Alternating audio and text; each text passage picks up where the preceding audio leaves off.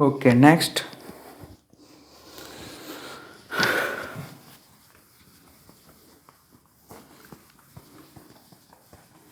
AMGM next है हमारा। अब इसमें रेंज में सबसे last method by using AMGM, arithmetic mean, geometric mean. आपने सीक्वेंस सीरीज में थोड़ा बहुत देखा होगा उसका, है ना। AMGM पूरा टॉपिक, AMGM इनइक्वालिटी करके पूरा टॉपिक पढ़ाया गया था सीक्वेंस एंड सीरीज में। सो मेथड नेक्स्ट, और ऐसा बोल सकते हैं लास्ट मेथड है इसका, using AMGM, using AMGM inequalities, या फिर ऐसे ही इनइक्वालिटी, ठीक है। तो कुछ नहीं है, दो नंबर है मेरे पास। AMGM इनइक्वालिटी क्या है वो पहले तो वो समझ लेते हैं।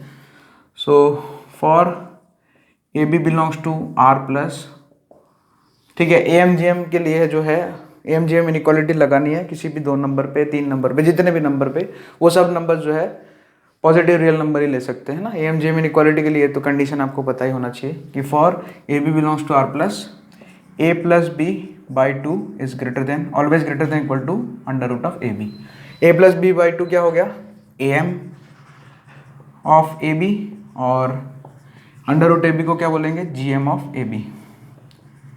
A और B का जो AM होगा उसका वैल्यू हमेशा A और B के GM से ज़्यादा होगा, है ना। एरिथमेटिक मीन का वैल्यू हमेशा जियोमेट्रिक मीन से ज़्यादा होगा। अब इसमें ऐसा नहीं कि दो नंबर पे लगेगा, तीन पॉजिटिव रियल नंबर है तो उस पर भी लगेगा। जैसे A plus B plus C by 3, है ना। A plus B plus C by 3 is greater than equal to, यहाँ पे तीन नंबर है इसलिए क्यूब रूट आ जाएगा। GM पता है ना आपको, cube root of ABC, okay. n number हो तो भी, है ना, सिंपल है। अभी जितने भी नंबर हो आप कर सकते हैं, ओके। और एक और यहाँ पे आपको सीक्वेंस सीरीज में बताया था फॉर इक्वालिटी कि AM is equal to GM कब होता है। फॉर इक्वालिटी यानी कि for AM is equal to GM, A should be equal to B। अगर दो नंबर बराबर है तो AM बराबर GM आएगा। बाकी, है ना, ये इक्वालिटी के लिए चीज है ना। फॉर इक्वल, यहाँ पे ना इक्वालिटी भी लिखा है ना, तो फॉर इक्वालिटी क्या हो जाएगा, A बराबर B हो जाएगा। अब AMGM जो है वो कब हम सोचेंगे। अच्छा यहाँ पे एक मिनट, जैसे कि ये लिख दिया ना, उसके बाजू में ये लिख दो कि A प्लस B, ये 2 को उधर भेज दिया, should be greater than equal to 2 under root AB। Question में डायरेक्ट यही चीज लगाएंगे, है ना। क्वेश्चन में सीधा यही फॉर्मूला लगा देंगे, ठीक है, ओके। तो ये हो गया AM। हाँ, यहाँ पे सबसे पहले नोट तो ये पता ही है कि AMGM अप्लाई करने के लिए जो नंबर्स होते हैं, जिस क्वांटिटी पे आप जो दो क्वांटिटी पे आप AMGM लगाना चाहते हैं, वो दोनों के दोनों क्वांटिटी पॉजिटिव रियल नंबर ही होनी चाहिए, R प्लस में से ही होनी चाहिए, तभी हम लगा सकते हैं। तो ये एक नोट होगी, लिख लेना, लिखने की जरूरत, ये आपको पता ही होना चाहिए, ओके। अब यहाँ पे जो है ये नोट इम्पोर्टेंट है कि हम कब लगाएंगे, यहाँ पे AMGM कब सोचेंगे, अप्रोच कब बनाएंगे। तो उसका मैं ऐसे लिखा देता हूँ statement, okay. We can think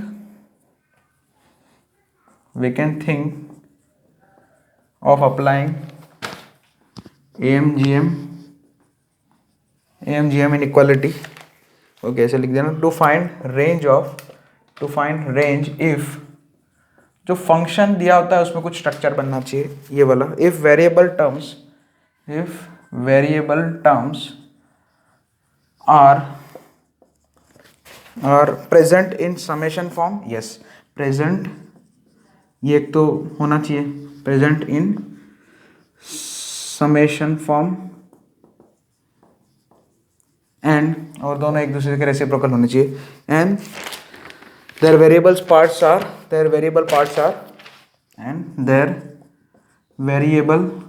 मतलब variable parts are reciprocal to each other, ऐसे लिख देना, है ना, रेसिप्रोकल टू ईच अदर, वो दोनों एक दूसरे के रेसिप्रोकल होने चाहिए, जो वेरिएबल पार्ट्स है दोनों के दोनों। और बिफोर गिविंग मैक्सिमा और minima values using AMGM check the possibilities for numbers being equal, ये भी होना चाहिए, इक्वालिटी, है ना। Check equality before giving maxima minima value, before giving maxima and minima of function. कौन सी इक्वालिटी चेक करना, मतलब ये इक्वालिटी कब होल्ड करता है कि नहीं, है ना। इक्वालिटी होल्ड करे उसके लिए कोई वैल्यू आती है कि नहीं पर्टिकुलर, तो अभी ये जो ना ये सब लिख लेना, ये तो थोड़ा बहुत यहाँ पे प्रोसेस हो गया, और कब यूज़ करेंगे उसका एक है ना छोटा सा अप्रोच हो गया। ज़रूरी नहीं कि अगर ऐसा स्ट्रक्चर हो रहा हो तो भी यही AMGM लगे, है ना। एक क्वेश्चन में ऐसा भी दूंगा जिसमें AMGM लगेगा ही नहीं, किसी दूसरी मेथड से होगा वो क्वेश्चन, आगे वाली जो मेथड्स है उसमें से कोई एक मेथड में से लगेगा क्वेश्चन उस है ना। तो उस क्वेश्चन को बाद में, पहले तो हम इसके नॉर्मल क्वेश्चंस देखते हैं, जो इजी क्वेश्चंस पहले तो फिलहाल। अच्छा 3 नंबर पे भी AMGM लगा सकते हैं, 4 पॉजिटिव नंबर पे भी AMGM लगा सकते हैं। AMGM लगाने के लिए क्या है कि वो नंबर्स पॉजिटिव होने चाहिए बस खाली, और इक्वालिटी कब होगी, जब सारे नंबर सेम होंगे तब इक्वल होंगे मतलब। सो फाइंड रेंज ऑफ करके लिखा है f(x) = x² + 9/x²। फाइन, तो इसको देखो सॉल्व करता हूँ मैं। तो यहाँ पे x² दिखा, इधर रेसिप्रोकल दिखा, वेरिएबल पार्ट्स में रेसिप्रोकल है देखो, और x² और 1/x² दोनों पॉजिटिव क्वांटिटी है। सो आई कैन यूज AMGM। तो यहाँ पे मैं x² और 9/x² दोनों पे AMGM लगा देता हूँ। So 9x² + 9/x² divided by 2 should be greater than equal to x² into इन दोनों पे AM, इन दोनों नंबर पे AM, और उन दोनों पर और फिर GM भी है ना। लेफ्ट हैंड साइड पे AM, राइट हैंड साइड पे GM। सो यहाँ पे 2 को उधर भेज दो, 9x² + 9/x² should be greater than equal to 2√9, 2 × 3 6 हो जाएगा, √9 6 हो जाएगा, x² कैंसिल। तो यहाँ पे ऐसा मिला कि f(x) is greater than equal to 6। लेकिन ये इसमें अब यहाँ पे इसको देख के हम सीधा कमेंट क्या करेंगे कि जो फंक्शन है उसका मिनिमम वैल्यू, इसमें यही होगा ना कि अगर f(x) 6 या 6 से ज़्यादा है तो उसका f(x) का फंक्शन का मिनिमम वैल्यू 6 है। लेकिन ये इक्वालिटी होल्ड करेगा कि नहीं, है ना, f(x) = 6 है कि नहीं, वो चेक करना जरूरी है। यहाँ पे मैंने सबसे पहले ये लिखा है, सबसे लास्ट में मतलब वो लिखा था ना कि इक्वालिटी चेक करना जरूरी है before giving maxima and minima. तो यहाँ पे मिनिमा देने से पहले हम वो चेक करेंगे कि क्या x² ये फंक्शन जो है उसका वैल्यू 6 पॉसिबल है कि नहीं। उसके लिए क्या कर दे, इक्वालिटी है ना, फॉर इक्वालिटी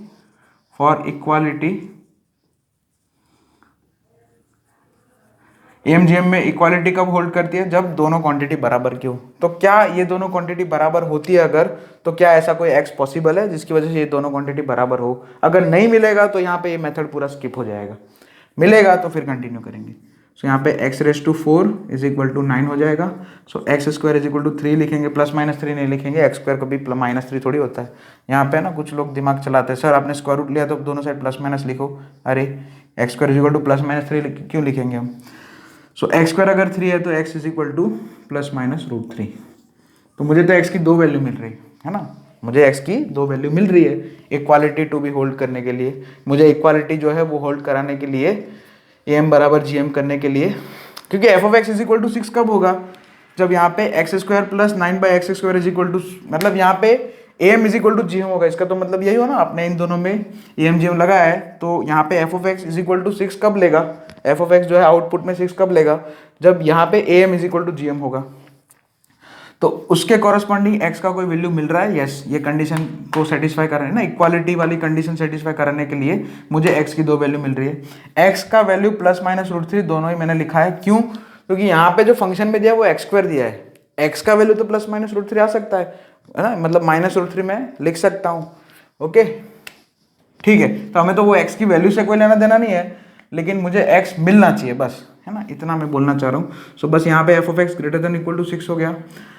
अब x² + 9/x² है, ये फंक्शन है वो, जैसे कि आप बोलो कि यहाँ पे f(x) करके क्या लिखा है, f(x) का यहाँ पे तो एक चीज़ फिक्स हो चुका कि f जो फंक्शन है उसका मिनिमा कितना हो गया, 6, सॉरी हाँ, फंक्शन जो है उसका मिनिमा कितना हो गया, 6 हो गया। सिंपल है ना, f(x) > 6 मिला, यहाँ पे f(x) है ना, सो f(x) का वैल्यू आपको 6 या 6 से ज़्यादा मिला, मतलब f(x) का जो फंक्शन दिया उसका मिनिमम वैल्यू 6 है। अब मैक्सिमा के लिए हम क्या सोचेंगे, यहाँ पे फंक्शन जो लिखा है x² + 9/x² वो 0 को छोड़ के हर जगह डिफाइन है ना।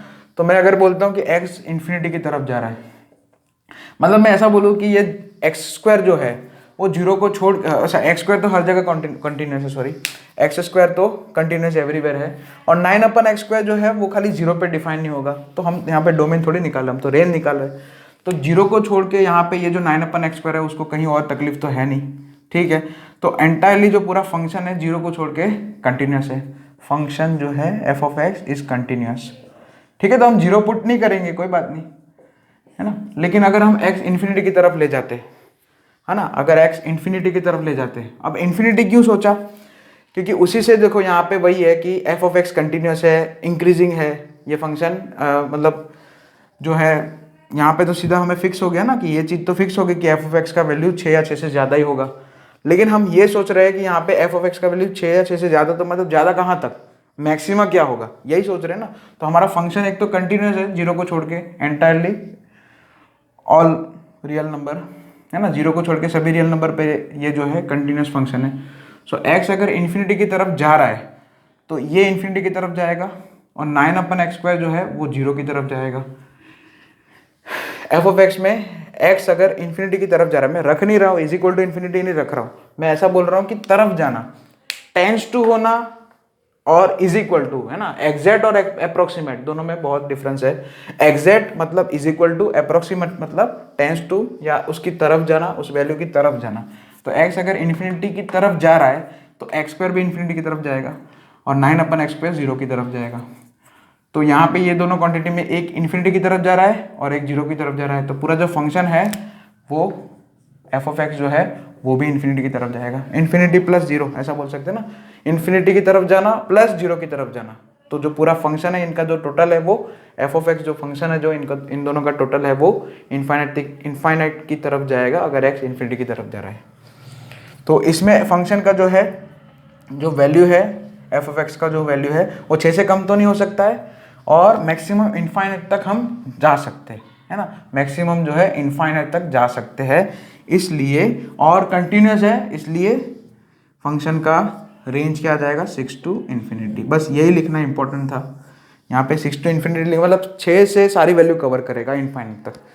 कंटिन्यूस है इसलिए जीरो के अलावा तो 9/x² हर जगह कंटिन्यूस है, इसलिए पूरी वैल्यू सभी वैल्यू जो है कवर करेगा 6 से लेके इनफाइनाइट तक, जो आपका फंक्शन है रेंज में सभी वैल्यू कवर करेगा, 6 से कम नहीं होगा, है ना। ओके, इसलिए 6 टू इन्फिनिटी। ओके, तो ऐसा बोल सकते हैं कि x ग्रेटर देन 0, या फिर ऐसा ही डायरेक्टली लिख दो कि x² तो ग्रेटर देन 0 ही होगा, आपका फंक्शन हमेशा कंटिन्यूस रहेगा, इसलिए रेंज ये पूरा आएगा 6 टू इन्फिनिटी।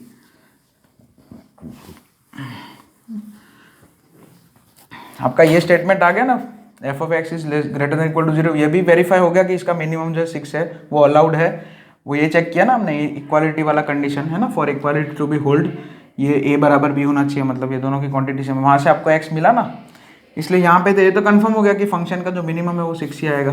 बस तो यहाँ से ऐसे ही आंसर लिख सकते 6 टू इन्फिनिटी। बस फिर क्या चेक करना रहा, 6 टू इन्फिनिटी अगर लिख रहे तो उससे पहले क्या चेक करना रहा कि भाई आपका फंक्शन जो है कंटिन्यूस भी होना चाहिए। ओके, इसी तरीके से कुछ और क्वेश्चन देखते हैं। इसी हिसाब से एफ ऑफ एक्स करके लिखा है tan² x plus 8 cot² x plus 7, tan² x plus 8 cot² x plus 7। तो 7 तो भूल जाओ, यहाँ पे जो वेरिएबल पार्ट्स है वो एक तो स्क्वायरिंग में है, देखो दोनों स्क्वायरिंग में दिया इसलिए दोनों पॉजिटिव है और दोनों एक दूसरे के रेसिप्रोकल है। tan² x 8 वेट भूल जाओ, 8 वेट उसको तो सेट हो जाएगा। सो tan² x वेरिएबल पार्ट देखो खाली, नंबर्स के ऊपर मत जाओ, यहाँ पे वेरिएबल पार्ट जो है tan² x और cot² x दोनों एक दूसरे के रेसिप्रोकल है। So we can think about AMGM। So tan² x और 8 cot² x के ऊपर AMGM लगाना पड़ेगा, तो यहाँ पे सीधा ही लिख दूँ 2√tan² x into 8 cot² x, बढ़िया। और फिर प्लस 7 भी कर ही देंगे बाद में, तो यहाँ पे ग्रेटर देन इक्वल टू कितना आ जाएगा, tan² x cot² x 1 हो जाएगा, √8 2√2 हो यानी कि 4√2, 2 2 जा 4√2 हो जाएगा, और प्लस 7 अगर करेंगे यहाँ पे प्लस 7 कर देना। So F of X should be greater than और इक्वल टू 4√2 प्लस 7। लेकिन एफ ऑफ एक्स मिनिमा जो है 4√2 plus 7 is equal to 4√2 plus 7 लिखने से पहले इक्वालिटी होल्ड कराना जरूरी नहीं है। इक्वालिटी है ना, फॉर इक्वालिटी या ऐसे ही लिख दो for equality to be hold, for equality ऐसे लिख देना टू बी होल्ड। यहाँ पे tan² x is equal to 8 cos² x करके मुझे x का कोई पर्टिकुलर वैल्यू मिलना चाहिए। तो tan square is equal to tan square x is equal to 8 cos square x cot square x लिख दिया। cot square x 1/tan square x इधर आएगा तो tan raise to 4x is equal to 8 हो जाएगा। तो tan raise to 4x is equal to x मतलब tan square x is equal to 2√2 हो जाएगा। प्लस माइनस नहीं लिखेंगे। तो tan स्क्वायर एक्स अगर 2√2 है तो tan x कितना हो जाएगा, प्लस और माइनस स्क्वायर रूट ऑफ 2√2। अच्छा tan x जो है उसका वैल्यू प्लस और माइनस स्क्वायर रूट ऑफ 2√2 हो ही सकता है, 2√2 हो ही सकता है। क्यों? tan x का रेंज क्या होता है, tan x जो है उसका रेंज जो है वो आर क्लब का फंक्शन है ना। tan x तो रेंज में आर क्लब मतलब है ना, रेंज में जो है tan x आर क्लब में आता है। सो यहाँ पे tan x का वैल्यू ये हो सकता है, यस पर्टिकुलर कोई x के लिए आपको tan x का value plus square root of 2√2 और किसी दूसरी वैल्यू के लिए माइनस ऑफ स्क्वायर रूट 2√2 मिलेगा। ठीक है, तो इक्वालिटी होल्ड हो रहा है, यानी कि एफ ऑफ एक्स का जो मिनिमा है वो कितना है, एफ ऑफ एक्स मिनिमा कितना है। ओके, ये तो कंफर्म हो गया कि आपका जो फंक्शन दिया है tan square x plus 8 cot square x plus 7, उसका मिनिमम वैल्यू जो है फंक्शन का मिनिमम वैल्यू 4√2 प्लस 7 है। इससे कम तो हो ही नहीं सकता है ना, ये मिनिमम हो गया। अब मैक्सिमम कहाँ तक जा सकते हैं, सिंपल है। tan स्क्वायर एक्स कहाँ डिफाइन नहीं होगा, π/2 के ऑड मल्टीपल्स पे। और cot स्क्वायर मतलब tan x कहाँ डिफाइन नहीं होगा, जहाँ tan x नहीं डिफाइन होगा tan स्क्वायर एक्स डिफाइन नहीं होगा। सो tan x कहाँ डिफाइन नहीं होता है, π/2 के ऑड मल्टीपल्स पे। और cot x पाई के मल्टीपल्स, पाई के मतलब इंटीग्रल मल्टीपल्स, 0 पाई 2 पाई 3 पाई, उधर माइनस पाई -2 पाई -3 पाई। ठीक है, वो दोनों पॉइंट्स को छोड़ दो। यहाँ पे मैं ऐसा डायरेक्ट ऐसे ही बोल देता हूँ कि x अगर मान लिया 0 की तरफ जाता है, x अगर आप 0 की तरफ ले जाते हैं, अच्छा tan और cot का ग्राफ, उन दोनों का ही ग्राफ 0 से π/2 के बीच में, जैसे tan का आपका ग्राफ जो है 0 से π/2 अगर मैं ड्रॉ करता हूँ तो कुछ ऐसा आता है, कंटिन्यूस रहता है 0 से π/2 के बीच में, 0 से π/2 के बीच में, उसमें 0 भी इंक्लूड नहीं करते क्योंकि मुझे cot का भी देखना है। और cot का ग्राफ क्या होता है 0 से π/2 के बीच में, कुछ ऐसे होता है, 0 पे डिफाइन नहीं होता। ठीक है, लेकिन दोनों के ही ग्राफ tan x और cot x दोनों के ही ग्राफ 0 से π/2 के बीच में तो क्या होता है, कंटिन्यूस होता है। सारी वैल्यू लेते हैं है ना, पॉजिटिव सारी वैल्यू लेंगे। ठीक है, पॉजिटिव वैल्यू सब लेंगे ना यहाँ पे। तो tan स्क्वायर, ठीक है, tan x cot x दोनों, tan square x cot square x वो भी दोनों, यहाँ पे ये पूरी क्वांटिटी तो पॉजिटिव है और ये +7 है, यानी कि फंक्शन जो है हमारा एफ ऑफ एक्स, उसमें जो वैल्यूज आउटपुट आएगा हमेशा पॉजिटिव होगा। सिंपल है, एफ ऑफ एक्स जो है उसका मिनिमम आपने ये लिख दिया, कंफर्म कर दिया है, तो नेगेटिव की तो बात ही नहीं करनी है। तो 0 से π/2 में, 0 से π/2 के बीच में tan x cot x दोनों का ग्राफ जो है कंटिन्यूस दिख रहा है मुझे, सारी वैल्यूज कवर करेगा। अगर आप यहाँ पे ऐसे ही या तो 0 पकड़ लो या तो π/2 को पकड़ लो, x अगर 0 की तरफ जा रहा है तो tan x क्या हो जाएगा, वो तो 0 इक्वल टू 0 हो जाएगा। और cot x आपका इन्फिनिटी की तरफ जाएगा, cot x इन्फिनिटी मतलब cot स्क्वायर x भी इन्फिनिटी, इन्फिनिटी का स्क्वायर इन्फिनिटी बोलते हैं, इन्फिनिटी का स्क्वायर भी इन्फिनिटी की तरफ ही जाता है। और 7 तो 7 हो जाएगा। सो 0 यहाँ पे ये जो tan स्क्वायर x है वो 0 हो जा रहा है, 7 तो 7 ही रहेगा, 7 तो 7 रहेगा, और ये इन्फिनिटी की तरफ जा रहा है। तो अगर x 0 की तरफ जा रहा है तो एफ ऑफ एक्स कहाँ तक, किसकी तरफ जाएगा, इन्फिनिटी की तरफ। उसे π/2 रख के भी चेक कर सकते हैं, तो उसमें क्या होगा, tan स्क्वायर π/2 वो मतलब आप नहीं रख सकते। अगर x π/2 की तरफ जा रहा है तो ये जो है इन्फिनिटी की तरफ जाएगा, cot स्क्वायर π/2 0 हो जाएगा, और 7 तो भी इन्फिनिटी की तरफ जाएगा, दोनों तरफ से इन्फिनिटी की तरफ जा रहा है। इसलिए यहाँ पे कुछ ना लिखते हुए एफ ऑफ एक्स कंटिन्यूस भी है 0 से π/2 में, बस ऐसा ही लिख दो सीधा, रेंज ऑफ फंक्शन जो है वो ये लोअर लिमिट से लेके इन्फिनिटी तक पूरा जाएगा, है ना, क्योंकि आपका बस यही है 0 से π/2 के बीच में दोनों के ग्राफ। कोई भी इंटरवल पकड़ लो, है ना, कोई भी इंटरवल पकड़ लो, 0 से π/2 बोल दिया, π/2 से पाई बोल दिया, उस पर्टिकुलर इंटरवल के अंदर 0 और π/2 छोड़ दो, खाली 0 और π/2 छोड़ दो, उन दोनों के बीच में तो आपका ग्राफ जो है इन दोनों के बीच में तो दोनों के ग्राफ जो है कंटिन्यूस ही है ना, उसमें कहाँ ब्रेक हो रहा है। ठीक है, इसलिए यहाँ पे ऐसा रेंज ऐसे लिखें फटाफट, है ना, इक्वालिटी होल्ड हो रहा है इसलिए तो चल रहा है। ओके फाइन, नेक्स्ट उसी तरीके से एक और क्वेश्चन लिख लेते हैं।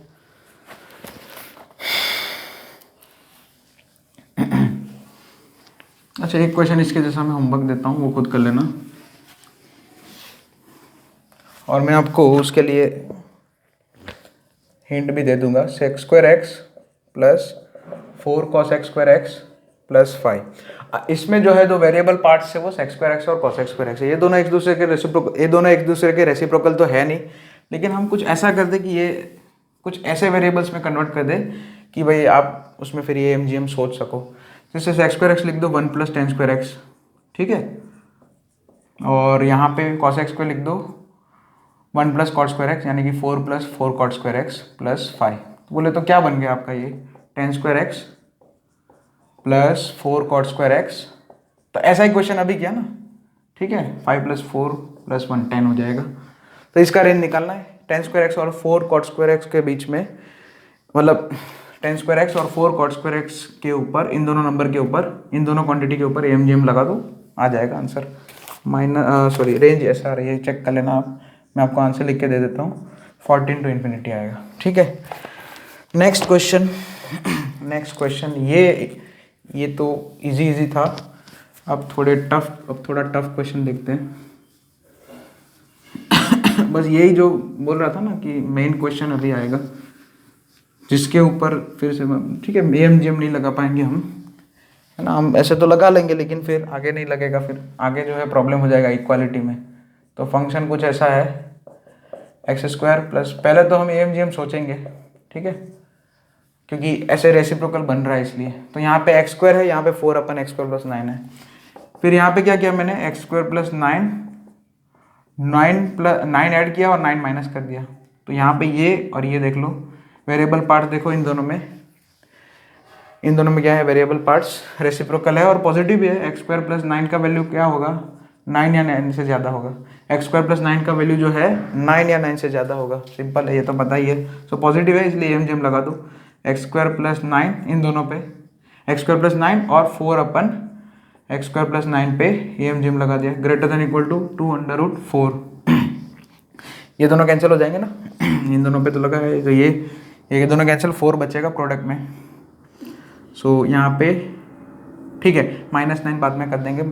सो ये कितना हो जाएगा, 2 × 2 4, यानी कि -9 करो तो f(x), अच्छा यहाँ पे नीचे लिख देता हूँ, f(x) should be greater than equal to 4 - 9 मतलब -5। तो यहाँ पे अब f(x) = -5 f में, है ना, मिनिमा देने से पहले हम क्या चेक करेंगे, इक्वालिटी। सो फॉर इक्वालिटी कि भाई f(x) जो है वो -5 है कि नहीं, f(x) का जो है वो, मतलब पहले तो ये चेक करेंगे f(x) -5 मिनिमा, ऐसे है ना, वही ना, मिनिमा देने से पहले ऐसा है ना, कमेंट सीधा करने से पहले हम ये चेक करेंगे, ये कंडीशन, इक्वालिटी कंडीशन। तो उसके लिए जिन दोनों पे एम लगाए उन दोनों को इक्वल कर दो, x² + 9 4/x² + 9, है ना। f(x) अगर -5 है तो ये दोनों इक्वल होने चाहिए, इक्वालिटी टू बी होल्ड। जिन दोनों क्वांटिटी पे एम लगाए दोनों इक्वल होनी चाहिए। तो यहाँ पे x² + 9 का होल स्क्वायर = 4 हो जाएगा, यानी कि x² + 9 कितना हो जाएगा, या तो +2 या तो -2, यानी कि यहाँ से आपको x² की दो वैल्यू मिलेगी, या तो -7 और -11, दोनों ही नहीं चलेगी। क्यों नहीं चलेगी, x² का वैल्यू -7 थोड़ी चलता है, +7 आता तो भी हम सोच पाते, और x तो दोनों ही नेगेटिव आए तो नहीं चलेगा, है ना। ऐसी कोई वैल्यू है ही नहीं जिसकी वजह से, जिससे मतलब आपका ये दोनों क्वांटिटी सेम हो, ये दोनों क्वांटिटी जो है सेम हो, यानी कि f(x) मिनिमा ये पॉसिबल नहीं है, यानी कि ये पूरी मेथड ही अभी स्किप करनी पड़ेगी। सो डिस्कार्ड, है ना, यहाँ पे क्या करेंगे, डिस्कार्ड एम। तो अब कुछ नया सोचना पड़ेगा, है ना। तो ज़रूरी नहीं है कि हमेशा एम वर्क करेगा ही करेगा, है ना। वन लाइन ऑफ थिंकिंग हम सोच ऐसे बना सकते हैं कि ऐसा हो सकता है, ज़रूरी नहीं कि होगा ही होगा, ठीक है। ये एक यहाँ पे थोड़ा रेस्ट्रिक्शन है कि एम ऐसा है, यहाँ पे देखो ये इक्वालिटी वाला कंडीशन फेल हो जाएगा तो एम चलेगा ही नहीं। मैंने पहले ही जब शुरू किया तभी बोला था कि एक क्वेश्चन ऐसा कराऊंगा, तो ये वही क्वेश्चन है। तो अब एम मैंने डिस्कार्ड कर दिया, तो सिंपल है, यहाँ पे अब क्या करेंगे, पहले वो जो लिखा था वो तो ठीक है, सब्स्टिट्यूशन मेथड यूज़ करते हैं इसमें, है ना। ऐसा एक क्वेश्चन हमने सब्स्टिट्यूशन में किया था, मतलब सॉरी, आपको याद होगा, मतलब किया होगा नहीं, किया ही है। ऐसा ही एक क्वेश्चन था जो सब्स्टिट्यूशन मेथड से किया था हमने, लेकिन ये अलग है, वो अलग है। तो यहाँ पे हम सब्स्टिट्यूशन क्या करेंगे, let t = x² + 9। Okay, t का अलाउड वैल्यू क्या हो जाएगा, 9 to ∞, है ना। t आपने क्या किसको सपोज किया है, x square plus 9, x square plus 9 का रेंज क्या है, 9 टू इन्फिनिटी, मतलब टी का अलाउड वैल्यू कितना हो जाएगा, 9 to infinity, close interval from 9 to infinity. अब नया टी में आपका ये बन जाएगा पूरा फंक्शन जो है, ये जो एक्सप्रेशन है मतलब टी में बन जाएगा, इसलिए मैंने जी ऑफ टी लिख दिया। एफ ऑफ एक्स और जी ऑफ टी दोनों है ना, जी ऑफ टी का रेंज निकालो चाहे एफ ऑफ एक्स का रेंज, एक ही बात है। So T plus 4/t minus 9, ऐसे एफ ऑफ टी तो नहीं लिख सकता ना, इसलिए सो एफ ऑफ एक्स को मैंने जी ऑफ टी बोल दिया, वेरिएबल चेंज कर दिया, सब्सटीट्यूशन किया ना इसलिए। So T plus 4/t minus 9 का रेंज निकालना, इसको निकालने के लिए हम जो है डेरिवेटिव यूज़ कर देंगे। यहाँ पे t प्लस 1/t है, या फिर आप अब यहाँ पे t और 4/t दोनों अभी यहाँ पे AMGM लगा सकते हैं वैसे, है ना, इस पे अभी AMGM लगा सकते हैं, लेकिन डेरिवेटिव टेस्ट से फटाफट आंसर आ जाएगा। देखो क्योंकि यहाँ पे 9 से इन्फिनिटी है, t का अलाउड वैल्यू क्या है, 9 से इन्फिनिटी। अच्छा मैंने जी डैश टी किया तो 1 माइनस 4/t² हो जाएगा। ओके, डेरिवेटिव क्या, 9 का डेरिवेटिव 0 होता है, ऑफकोर्स ये तो पता होगा, कांस्टेंट का डेरिवेशन 0 होता है।